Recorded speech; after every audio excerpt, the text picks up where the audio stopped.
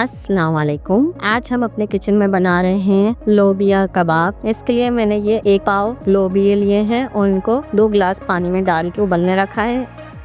अब इसमें मैं डालूंगी 1 टीस्पून जीरा और 1 टीस्पून हल्दी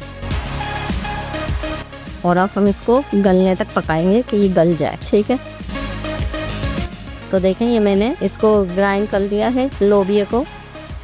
अब मैं इसमें डालूंगी 2 अदद उबले हुए और मैश किए हुए आलू। अब मैं इसमें डालूंगी ये 1 टीस्पून सफ़ेद जीरा और 1 टेबल स्पून साबुत धनिया को मैंने क्रश कर लिया है। 1 टीस्पून गरम मसाला powder, 1 table spoon chaat masala powder, 1 teaspoon काली मिर्च पाउडर, नमक हस्बे जायका, कसूरी मेथी 1 teaspoon, soya sauce 1 table spoon. अब मैं इसमें डालूंगी 5 अदद चॉप हरी मिर्चें और 1 अदद चॉप प्याज, 1 टीस्पून लाल मिर्च पाउडर। अब हम पहले इन सबको मिक्स कर लेते हैं, फिर और चीज़ें इसमें डाल लूँ।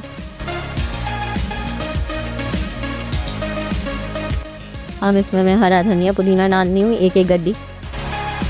अब मैं इसमें 3 अदद उबले हुए अंडे डालूंगी जिनको मैंने ग्रेट कर लिया है। ये देखो, और हम इसको फिर से मिक्स करेंगे।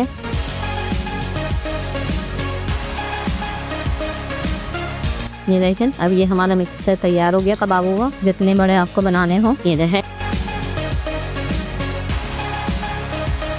मैं इस तरह ही सारे कबाब बना लेती हूँ।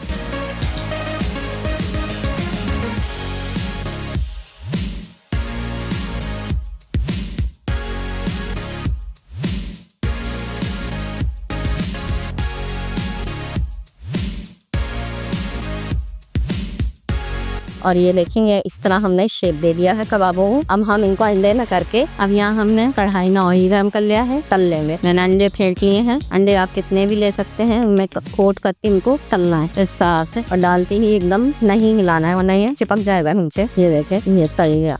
और डालो इसी तरह से मैं सब तल लेती हूँ, फिर आपको दिखाती हूँ। ये देख